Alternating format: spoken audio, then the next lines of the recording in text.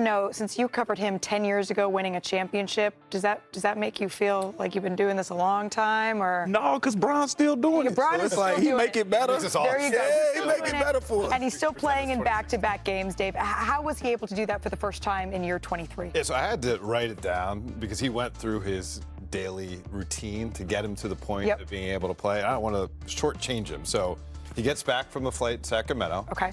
Sleeps overnight. Wakes up Tuesday morning. Cold tub. Hyperbaric chamber. Takes a nap. Then does Normatec on his legs Pressure for 45 minutes. Pressure sleeves. Gets to the arena. Activation, stretching, rehab, lifting, pregame meal. Looks at Mike Mancias, his longtime trainer. They give each other a nod and say, you know what? I think this is the time we're going to do it. First back-to-back of the season. The Lakers coming off a really bad loss in Sacramento. They lose to a team that was 9-30 coming into the night. It was their third straight loss, 7 out of 11 games. It could have been a moment where they dig their hole even deeper. Right. JJ Redick brought the team in for a pregame meeting. They talked about like the pride that they need to display, the joy they need to display, and you saw maybe their best win of the season. The best win of the season, Shanae. The joy was back. Yeah. The joy was absolutely back. But I just want us all to collectively take a breath, take a moment. What we're witnessing from LeBron is not normal. This is not normal. At 41, to outrun your squad, the other squad, your opponents, to dunk consistently, multiple, to pass the level that he has, to have the belief in his teammates that like, hey, I got you, you got me. It was beautiful basketball. If there was one word to really highlight this beyond LeBron, it was a passing game. It showed the ultimate level of trust that was gone, that was so concerning at the end of last season. Now it seems back in a small way. But of course, like when I was watching this, I was like, this is so rare, this is so beautiful. LeBron is the blueprint, if he's gonna go Jay-Z, he's the blueprint for greatness, and I don't know if it will never be replicated. But because this is the Los Angeles Lakers, it's never just the one game or the one win. All right, let me get off my high horse. There's always something else let me going chill. on, right? There's always some drama swirling beneath the surface. And at Tuesday's game, Dave, you reported that Rich Paul, James's longtime agent and the CEO of Clutch Sports, and Austin Reeves' agent, they got into sort of a passionate exchange at halftime, and it was stemming from Paul's recent comments that he made, right, where he suggested that the Lakers, Paul said this on a podcast, could explore making an upgrade by shopping in what he called an unemotional move.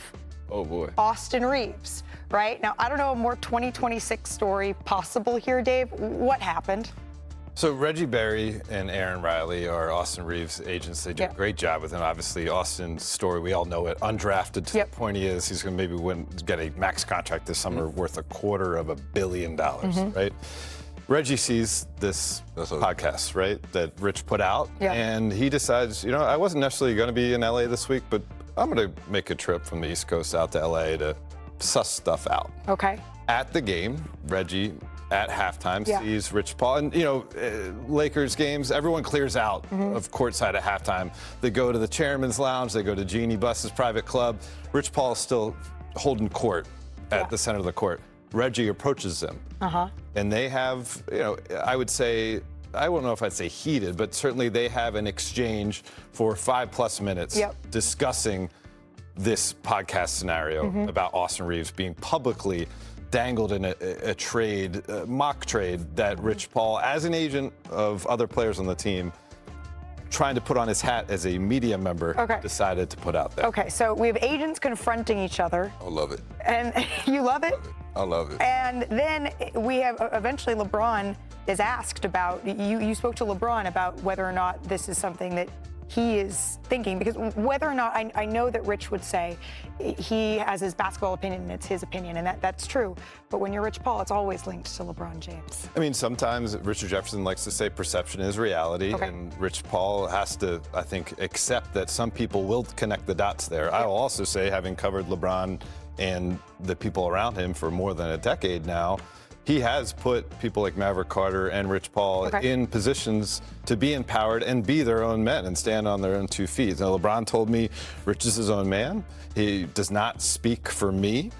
Grown men can say whatever the bleep they want, he told me. And he also said that my relationship with AR, everyone knows what it is. Look at our interaction on the bench. We talk every day. You know, what's known doesn't need to be said type of deal. For sure.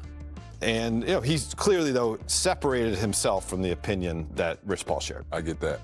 How close were you sitting to that conversation? I know you got what I really want to hear. You're just not going to tell me. I need to take my glasses off. I mean, like, here's the thing. Here's a player who's going to be a free agent who has a chance to make a lot of money. If you're another agent, keep that player's name out of your mouth. In all seriousness here, and I wouldn't do that trade anyway if it was Jaren Jackson for Austin Reeves. That's what he was floating. Yeah, that's my biggest issue as far as leave that player. He's not your client. Leave him out of your mouth when you're doing this. It's always something, Shanae. Is it Spider-Man? With great power comes great responsibility. Rich Paul, you have great power, but also use so responsibly. All right, well, Amon wants some other answers, and I think that those are only going to come in break, so we're going to take one. Coming up Got a here. lot of love for a lot of other guys in the industry, especially the Bill Duffys of the world, the Goodwin twins, Aaron and Eric Goodwin, and a whole bunch of others.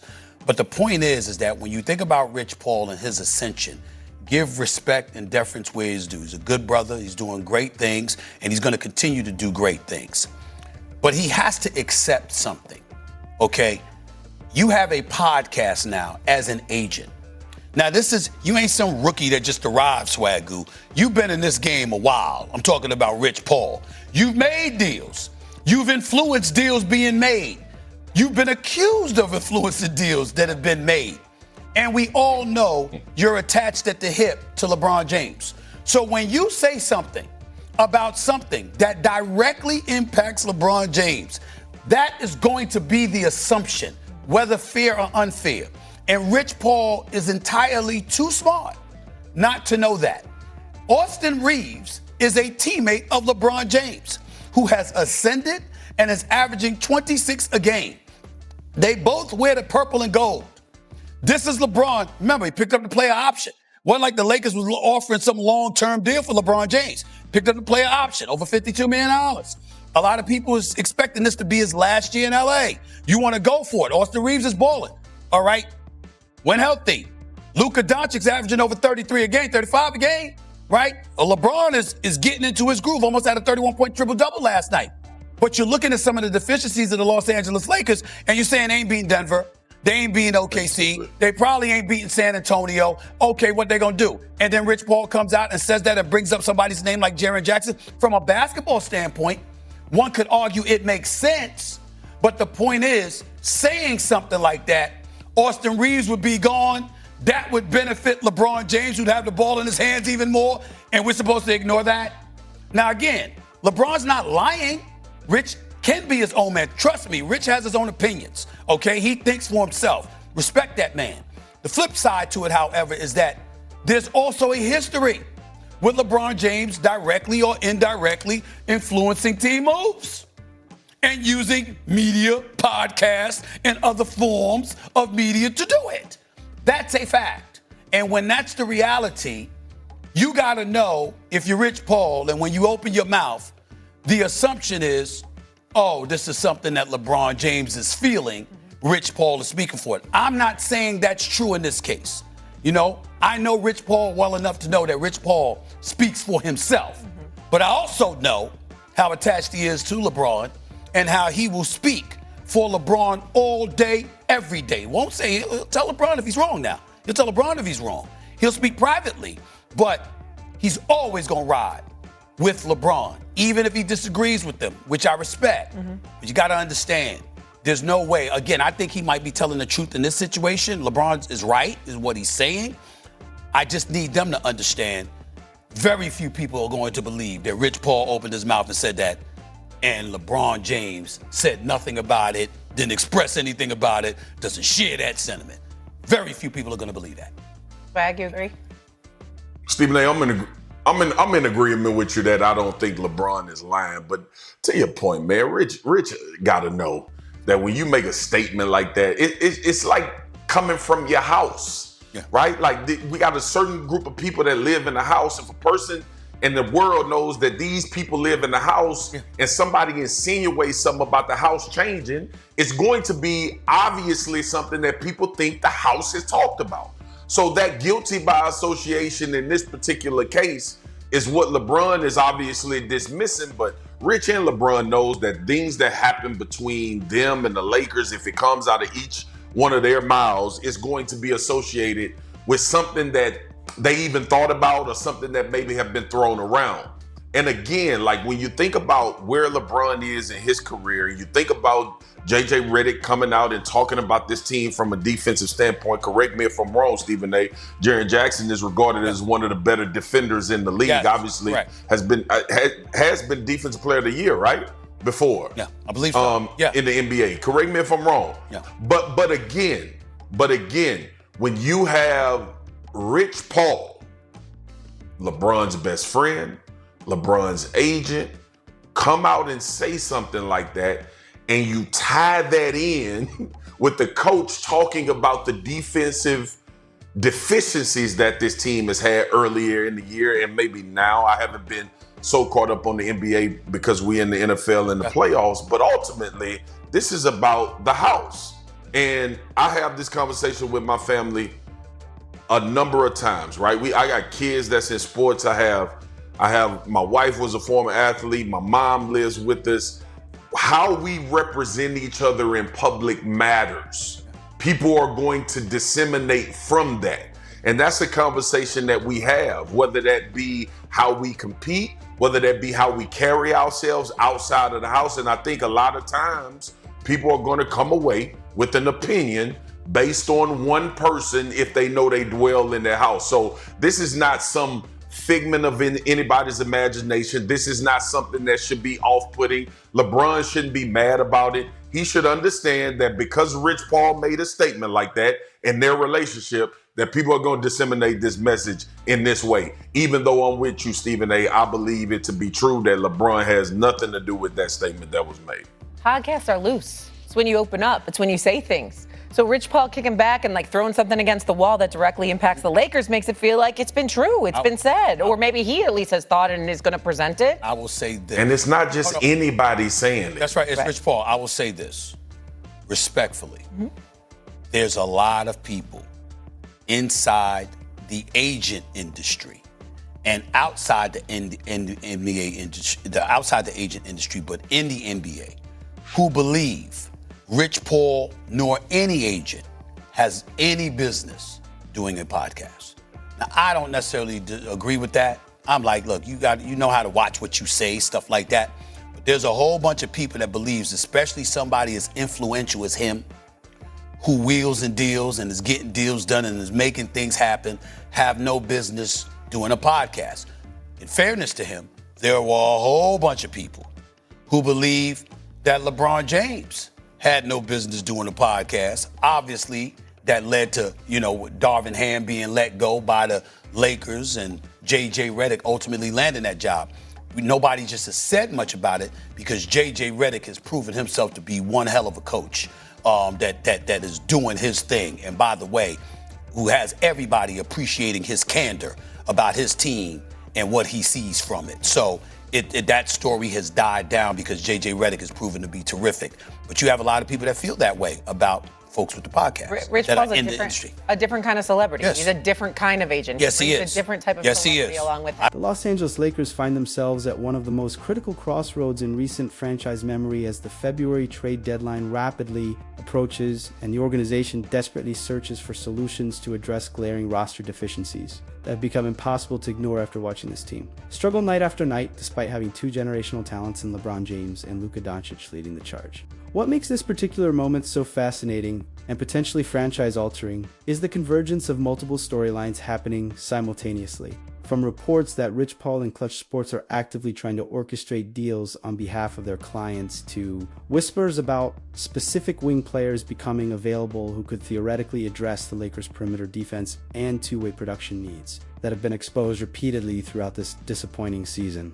The pressure on Rob Pelinka to make something happen has never been higher because this roster, as currently constructed, simply is not good enough to compete with the elite teams in the Western Conference. And with LeBron potentially playing his final season in purple and gold while entering his record-setting 23rd year in the league, the franchise cannot afford to waste what could be the last legitimate championship opportunity this core will have together before the inevitable roster overhaul that awaits in the near future. If you are following the Lakers closely and want to stay informed about every potential trade scenario and roster move that could reshape this team before the deadline, make sure to hit that like button right now because it helps us continue bringing you detailed analysis and breaking news, coverage on everything Lakers related.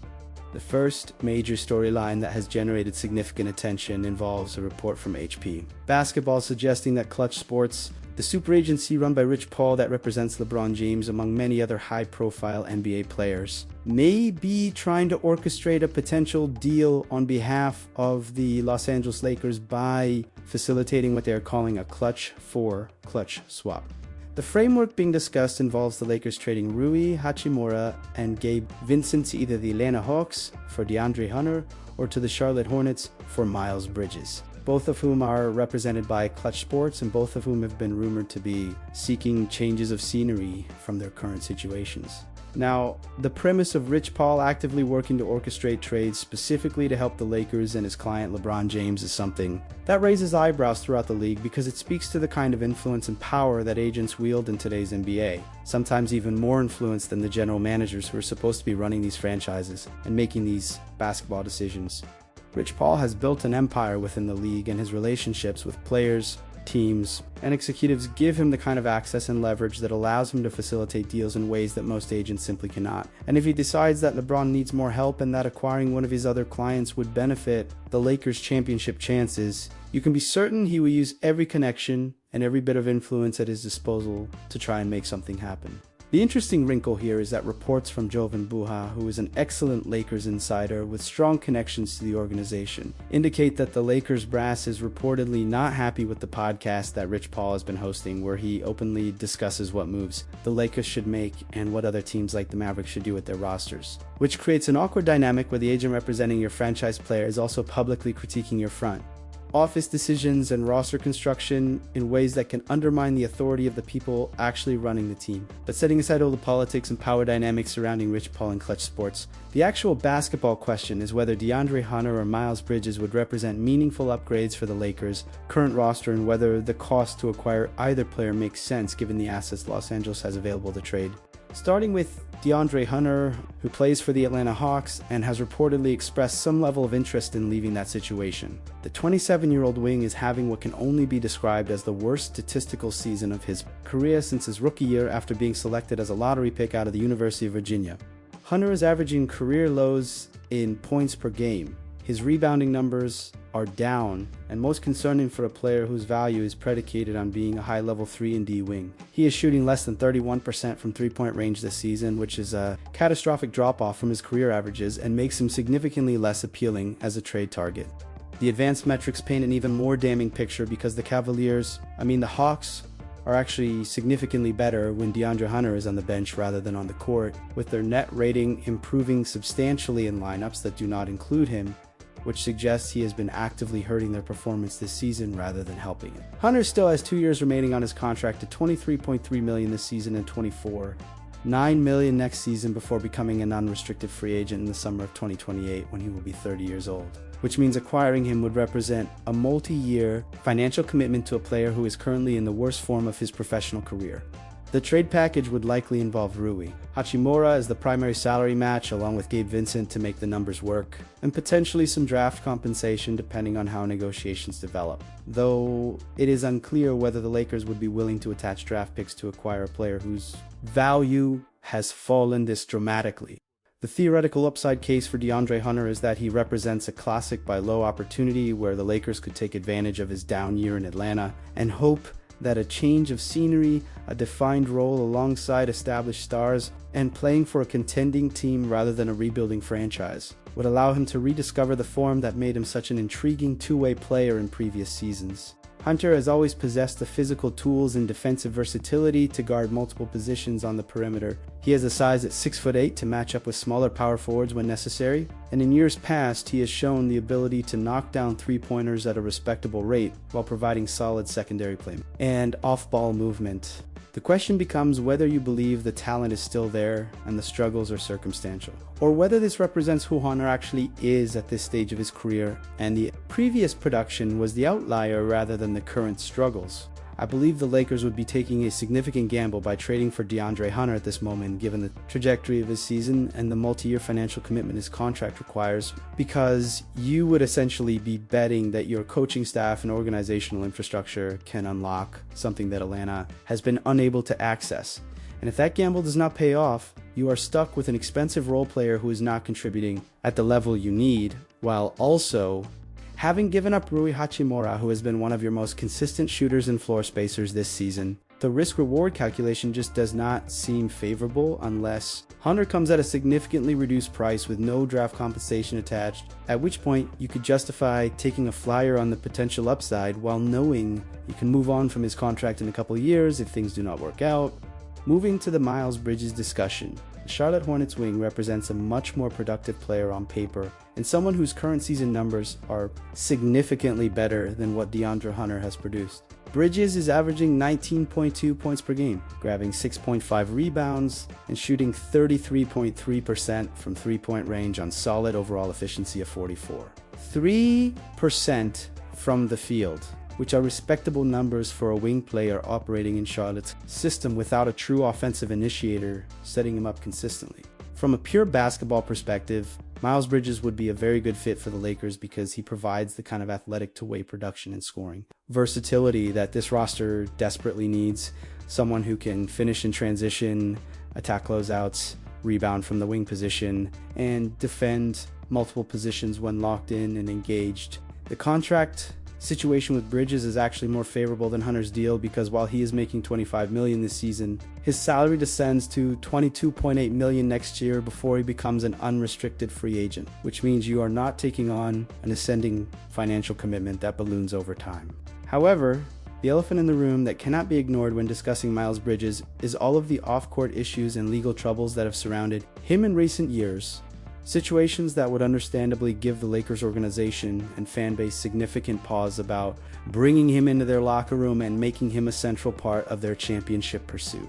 These are serious considerations that go beyond basketball and touch on organizational values, public perception, and whether the on-court production justifies the off-court concerns that come with a player like Bridges. Setting those concerns aside for a moment and focusing purely on the basketball evaluation, Miles Bridges is clearly the better player right now compared to DeAndre Hunter. When you look at their current production levels and overall impact on winning basketball, Bridges would cost more to acquire in terms of draft compensation precisely because he is producing at a higher level and represents a more impactful addition to any contending roster, which means the Lakers would likely need to include their available first-round pick in any serious offer for his services. The question Rob Pelinka and the front office would need to answer is whether Miles Bridges is the kind of difference-making talent who could elevate this team from a fringe playoff squad to a legitimate Western Conference Finals contender who could potentially challenge Oklahoma City and San Antonio at the top of the conference standings. If the Lakers front office believes that adding Miles Bridges would provide that kind of transformative impact and genuinely move the needle on their championship odds, then including the first-round pick in a deal becomes justifiable because you cannot waste LeBron James' final season in Los Angeles by being conservative with your assets when a legitimate opportunity to upgrade the roster presents itself. But if there are genuine concerns about whether Bridges would mesh with the team culture, whether his off-court issues could become distractions, or whether his skill set actually translates to winning basketball in high-leverage playoff situations, then you probably pivot to pursuing DeAndre Hunter at a reduced cost or exploring entirely different trade targets who carry less risk. Thinking about it carefully, both players address the wing position, which has been a glaring weakness, but Miles Bridges represents the higher upside play if you are willing to accept the baggage that comes with him, while DeAndre Hunter is the lower risk, lower reward option that might make sense if the price is right. One additional wrinkle worth mentioning is that the Lakers and Hornets did engage in trade discussions last season regarding Mark Williams that ultimately got rescinded for various reasons. And former Lakers general manager Mitch Kupchak is part of Charlotte's front office hierarchy, which could theoretically make negotiations easier because of the existing relation and familiarity between the two organizations. But that history could also work against the Lakers if there is any lingering awkwardness from how the previous discussions fell apart. So it remains to be seen whether Charlotte would be willing to do business with Los Angeles again, or whether they would prefer to explore other options for moving Miles Bridges if they decide to make him available. The urgency to upgrade the wing position cannot be overstated when you look at how this Lakers roster is currently constructed and performing on a nightly basis. LeBron James and Rui Hachimura manning the wing positions has simply not been good enough defensively, with opposing teams routinely attacking the Lakers' perimeter and finding easy scoring opportunities because there is no elite stopper who can check the best wings and guards in the Western Conference. Even Marcus Smart, who was signed specifically to be that junkyard dog defensive presence who makes life difficult for opposing ball handlers, has not provided the defensive impact the Lakers hoped for, while also being a complete disaster offensively with shooting percentages that would embarrass most players. The need for a legitimate two-way wing who can score efficiently, defend multiple positions, and rebound from the perimeter is the single most important roster upgrade the Lakers can make at the deadline, which is why names like DeAndre Hunter and Miles Bridges keep surfacing in these discussions. The second major storyline that could have massive implications for the Lakers' trade deadline strategy involves Herb Jones of the New Orleans Pelicans officially becoming trade eligible on January 14th, which opens the door for serious conversations about acquiring one of the league's most coveted two-way wings who would represent an ideal fit alongside LeBron James and Luka Doncic. Up until this point, all discussions surrounding Herb Jones have been purely theoretical and speculative because the timing restrictions prevented any actual trade from being executed. But now that he is officially eligible to be moved, teams can have real substantive negotiations with New Orleans about what it would take to pry him away from a Pelicans organization that has been decimated by injuries this season and might be open to making changes if the return is strong enough. The Lakers have been very active in expressing interest in Herb Jones, according to multiple reports. And it is easy to understand why he would be their dream target at the wing position because he checks literally every box you could want from a role player being added to a championship contender. Jones is an elite defender who can guard positions 1 through 4, a versatile stopper who consistently draws the toughest defensive assignments and makes life miserable for opposing scorers through his combination of length, strength, lateral quickness, and defensive instincts. He is also a capable three-point shooter who spaces the floor effectively without needing plays called for him, someone who understands his role as a complementary piece, who does all the winning plays that do not show up in the box score while fitting seamlessly into any offensive system. The challenge with acquiring Herb Jones has always been the price that New Orleans would demand in return, with reports suggesting the Pelicans initially wanted 2 first-round picks for his services, which represents an extremely steep asking price for a role player who is not a primary scorer or offensive initiator. The hope for the Lakers is that recent trades like the Trae Young deal, where an all-star caliber player was essentially moved as a salary dump without significant draft compensation attached, have reset market expectations and created leverage for teams trying to acquire players without gutting their entire asset collection. The argument the Lakers can make is that if Trae Young, a multiple-time all-star who is still in his prime at the same age as Herb Jones, only commanded minimal return in his trade, then asking for 2 first-round picks for a defensive specialist role player is completely unreasonable and disconnected from current market realities. However, there is a legitimate counter-argument that the Trae Young trade represents an outlier situation driven by specific circumstances around his fit in Atlanta, his defensive limitations, and the Hawks' organizational dysfunction, rather than establishing a new baseline for how all-star caliber players are valued in trades. The Pelicans could reasonably point to other recent deals where quality role players commanded significant returns, or they could simply dig in and refuse to trade Herb Jones unless they receive an offer that meets their asking price, regardless of what other teams have done in similar situations. New Orleans is not in a position where they are forced to move Jones because of contract status or locker room issues. They can afford to be patient and wait until the offseason if necessary, and they are not going to give him away just because the Lakers or other teams believe the market has shifted. The reality is that the Lakers probably cannot afford to waste significant time and energy pursuing Herb Jones if New Orleans remains firm on their 2 first-round pick asking price, because the Lakers only have 1 tradable first-round pick at their disposal and using it on Herb Jones would leave them with no ammunition to make any other moves or upgrades at different positions. Rob Pelinka needs to make contact with New Orleans now that Jones is officially eligible, gauge their current asking price and flexibility in negotiations, and quickly determine whether there is a realistic path to getting a deal done at a price the Lakers can stomach. If the Pelicans remain entrenched at 2 firsts and will not budge, then the Lakers need to move on immediately to other targets rather than spinning their wheels on an acquisition that simply is not going to happen at an acceptable cost. I believe Herb Jones would be worth a single first-round pick given his age, contract situation, defensive versatility, and perfect fit alongside the Lakers core. And if New Orleans is willing to come down to that price point, then Pelinka should absolutely pull the trigger without hesitation, because you are getting exactly the kind of long-term answer at the wing position that solves multiple problems simultaneously. Jones can play either the 2 or the 3, which gives you positional flexibility. He provides immediate defensive impact while also fitting seamlessly into the offensive system without needing plays called for him or requiring significant touches. And his contract extends beyond this season, which means you are not just acquiring a rental, but actually getting a piece who can be part of the Lakers' future as they transition into whatever comes after the LeBron era. But if the price remains at 2 first-round picks, the Lakers need to be willing to walk away and explore alternatives like targeting Kean Ellis from Sacramento at a much more reasonable cost, or looking at other wing options who might become available as the deadline approaches. The broader context for all of these trade discussions is that the Lakers roster, as currently constructed, has proven to be fundamentally flawed in ways that cannot be fixed through coaching adjustments or minor tweaks around the margins.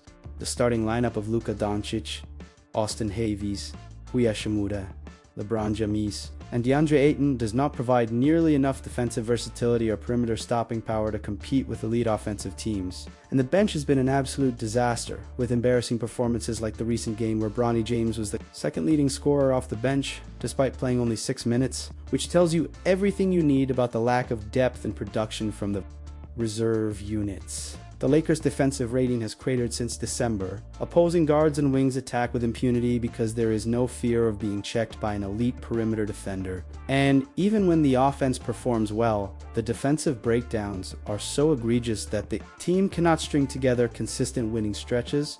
Rob Pelinka has to take responsibility for the offseason acquisitions that have not panned out as hoped, with DeAndre Ayton being merely okay rather than the starting caliber center the Lakers needed to compete in the Western Conference, and Marcus Smart completely unable to find his shooting stroke while posting percentages that make him actively harmful when he is on the floor offensively. JJ Redick is doing everything he can as a first-year head coach to get this team to buy in defensively and play with the kind of intensity required to win in the playoffs, but the personnel limitations are simply too severe to overcome through scheme and effort alone. The starting 5 lacks defensive versatility. The bench lacks scoring punch and reliable shooting. And the overall roster construction does not maximize the strengths of LeBron James and Luka Doncic, who need floor spacing and defensive support pieces rather than players who clog the paint or require extensive offensive touches to be effective. This is almost certainly LeBron James' final season wearing purple and gold. Quite possibly his final season in the NBA altogether, as he embarks on his record-setting 23rd year that will be commemorated, with a special jersey patch honoring his unprecedented longevity and sustained excellence. The Lakers organization owes it to LeBron to exhaust every possible avenue for upgrading this roster and giving him one final legitimate chance to compete for championship number 5, because wasting this season through inaction or half measures when you have one of the 2 greatest players in basketball history still performing at a high level would be an organizational failure of the highest magnitude. Oklahoma City and San Antonio are the clear-cut best teams in the Western Conference right now, but if the Lakers can add legitimate two-way wing production through trades for players like Herb Jones, Miles Bridges, or even DeAndre Hunter if the price is right, suddenly you have a roster construction that can credibly compete with anyone in a playoff series when LeBron and Luka are both firing on all cylinders. Thinking about where this all leads, Rob Pelinka cannot afford to be conservative or overly protective of draft assets when the championship window is closing rapidly and the franchise has a responsibility to maximize every remaining opportunity while LeBron is still here. Whether that means trading for Miles Bridges despite the off-court concerns, taking a buy low gamble on DeAndre Hunter hoping a change of scenery unlocks his previous form, or aggressively pursuing Herb Jones and meeting New Orleans' asking price if they drop to 1 first-round pick. The Lakers need to be active and decisive rather than passive and hesitant. The margin for error is razor thin, the competition in the West is fierce, and this roster, as currently constructed, simply is not good enough to achieve the ultimate goal of winning another championship before LeBron rides off into the sunset.